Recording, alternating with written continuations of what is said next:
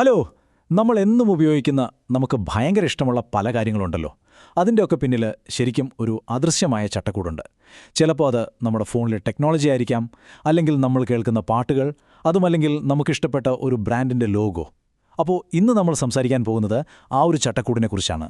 ബൗദ്ധിക സ്വത്ത്, അതായത് ഇന്റലക്ച്വൽ പ്രോപ്പർട്ടി. ഒന്ന് ആലോചിച്ചു നോക്കിയേ, ഒരടിപൊളി പുതിയ കണ്ടുപിടുത്തം, ലോകം മുഴുവൻ അറിയുന്ന ഒരു ബ്രാൻഡ് ലോഗോ, പിന്നെ ഒരു സൂപ്പർ ഹിറ്റ് പാട്ട്. ഇതിനെല്ലാം കോമണായിട്ട് എന്താ ഉള്ളത്? എപ്പോഴെങ്കിലും ചിന്തിച്ചിട്ടുണ്ടോ? കേൾക്കുമ്പോൾ വെവ്വേറെ കാര്യങ്ങളാണെന്ന് തോന്നുമെങ്കിലും സത്യത്തിൽ ഇതെല്ലാം ഒരൊറ്റ കുടക്കീഴിൽ വരുന്ന കാര്യങ്ങളാണ്. അതെ, ആ കുടയുടെ പേരാണ് ബൗദ്ധിക സ്വത്ത്. സിമ്പിളായിട്ട് പറഞ്ഞാൽ നമ്മുടെ തലച്ചോർന്ന് വരുന്ന ഐഡിയകളില്ലേ, കണ്ടുപിടുത്തങ്ങൾ, കഥയും കവിതയും പാട്ടുമൊക്കെ, പിന്നെ ഡിസൈനുകൾ, ലോഗോകൾ, ഇതിനെല്ലാം നിയമപരമായ ഒരു സംരക്ഷണം കിട്ടും.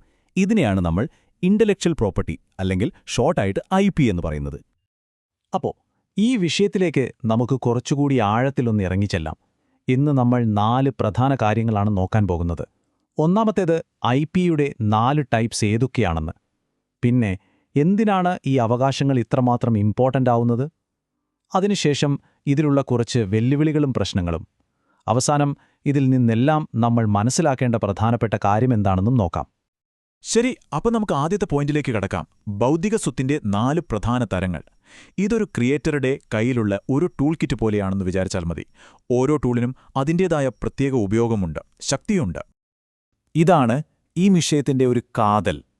ഇവിടെ നോക്കൂ, ആ 4 ടൈപ്പ് IPകളും തമ്മിലുള്ള വ്യത്യാസം ക്ലിയറായിട്ട് കാണാം. ആദ്യം പേറ്റന്റ്.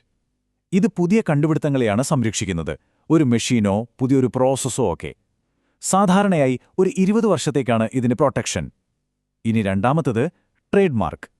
ഇതൊരു ബ്രാൻഡിന്റെ ഐഡന്റിറ്റിയാണ് സംരക്ഷിക്കുന്നത്. ലോഗോ, പേര്, അങ്ങനെയുള്ള കാര്യങ്ങൾ.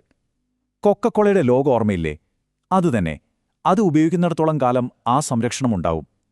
മൂന്നാമത്തത് കോപ്പിറൈറ്റ്, അതായത് പകർപ്പവകാശം.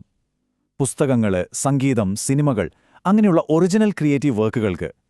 ഇത് ആ ക്രിയേറ്ററുടെ ജീവിതകാലം മുഴുവനും, മരിച്ചു കഴിഞ്ഞിട്ട് 70 വർഷം വരെയും സംരക്ഷണം നൽകും. അവസാനം ട്രേഡ് സീക്രട്ട്. പേര് പറയുന്നതുപോലെ തന്നെ ഇതൊരു ബിസിനസ് രഹസ്യമാണ്. കൊക്കോകോളയുടെ ഫോർമുല ഒരു ക്ലാസിക് ഉദാഹരണമാണ്. അത് രഹസ്യമായി വയ്ക്കുന്നിടത്തോളം കാലം അതിന് സംരക്ഷണമുണ്ട്. ആ പേറ്റന്റിന്റെ കാലാവധി ഒന്നുകൂടി ശ്രദ്ധിച്ചേ, 20 വർഷം. അതെന്തിനാണെന്ന് വച്ചാൽ ആ കണ്ടുപിടുത്തം നടത്തിയ ആൾക്ക് ഒരു നിശ്ചിത കാലത്തേക്ക് അതിന്റെ ഫുൾ ബെനിഫിറ്റ് കിട്ടാൻ വേണ്ടിയാണ്. പക്ഷേ ആ 20 വർഷം കഴിയുമ്പോൾ എന്ത് സംഭവിക്കും? ആ ടെക്നോളജി പബ്ലിക്കാകും. അപ്പോൾ പിന്നെ ആർക്ക് വേണമെങ്കിലും അത് പഠിക്കാം, അതിനെ ബേസ് ചെയ്ത് പുതിയ കണ്ടുപിടുത്തങ്ങൾ നടത്താം. അതൊരു നല്ല കാര്യമല്ലേ? ഇനി കോപ്പിറൈറ്റിന്റെ കാര്യം നോക്കും. സ്രഷ്ടാവിന്റെ ജീവിതകാലം മുഴുവൻ, അത് കഴിഞ്ഞിട്ട് പിന്നെയും 70 വർഷം. ഒന്ന് ആലോചിച്ച് നോക്കിയേ, പാറ്റന്റിനെ അപേക്ഷിച്ച് എത്രയോ നീണ്ടൊരു സംരക്ഷണമാണിത്.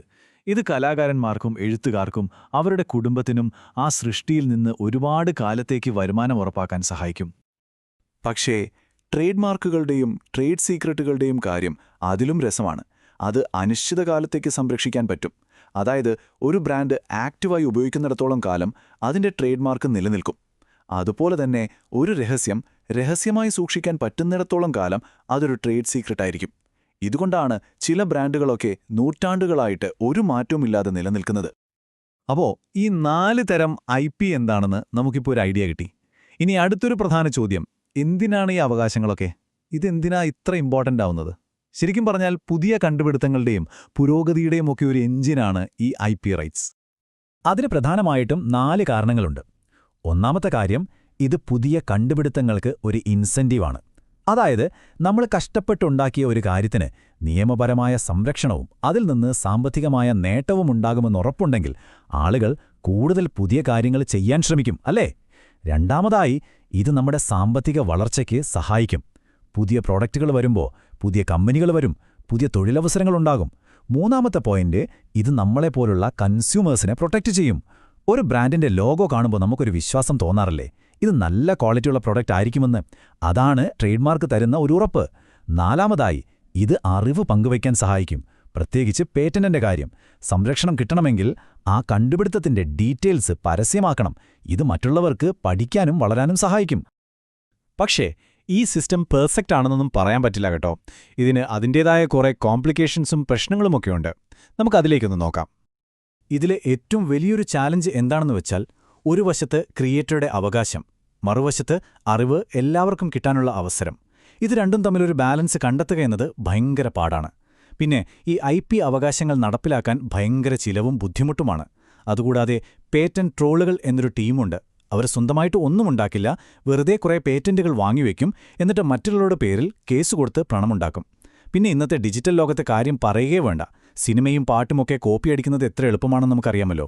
അതുപോലെ കമ്പനിയുടെ ട്രേഡ് സീക്രട്സ് മോഷ്ടിക്കുന്നതും വലിയൊരു പ്രശ്നമാണ്. അപ്പോ ഇത്രയും കാര്യങ്ങൾ സംസാരിച്ചതിൽ നിന്ന് നമുക്കെന്താണ് മനസ്സിലാക്കാനാവുന്നത്? എന്താണ് ഇതിന്റെ എല്ലാം ഒരു കാതൽ? ഇതിലെ ഏറ്റവും പ്രധാനപ്പെട്ട ആശയം ഇതാണ്: ബൗദ്ധിക സ്വത്തവകാശം എന്ന് പറയുന്നത് ക്രിയേറ്റേഴ്സിന് അവരുടെ അധ്വാനത്തിൽ നിന്നും ഐഡിയകളിൽ നിന്നും ഒരു ബെനിഫിറ്റ് കിട്ടാൻ സഹായിക്കുന്ന കുറച്ച് നിയമങ്ങളാണ്. ഈ നിയമങ്ങളില്ലായിരുന്നെങ്കിൽ ഒരുപക്ഷേ പുതിയ കണ്ടുപിടുത്തങ്ങൾക്കോ ക്രിയേറ്റീവ് വർക്കുകൾക്കോ വലിയ പ്രോത്സാഹനം കിട്ടില്ലായിരുന്നു. അപ്പോൾ ഇത് ആത്യന്തികമായി എല്ലാവരുടെയും പുരോഗതിക്ക് വേണ്ടിയുള്ള ഒന്നാണ്. അപ്പോൾ പോകുന്നതിനു മുൻപ് നിങ്ങളെ ചിന്തിപ്പിക്കാനൊരു ചോദ്യം. ഇന്നത്തെ ഡിജിറ്റൽ ലോകത്ത് ഒരു വശത്ത് ക്രിയേറ്റേഴ്സിനെ സംരക്ഷിക്കണം, മറുവശത്ത് എല്ലാവർക്കും അറിവും കൾച്ചറുമൊക്കെ എളുപ്പത്തിൽ കിട്ടുകയും വേണം. ഇത് രണ്ടും തമ്മിലുള്ള ഒരു പെർഫെക്റ്റ് ബാലൻസ് നമുക്കെങ്ങനെ കണ്ടെത്താൻ പറ്റും? ഇത് നമ്മളെല്ലാവരും ഒരുമിച്ച് ചിന്തിക്കേണ്ട ഒരു കാര്യമാണല്ലേ?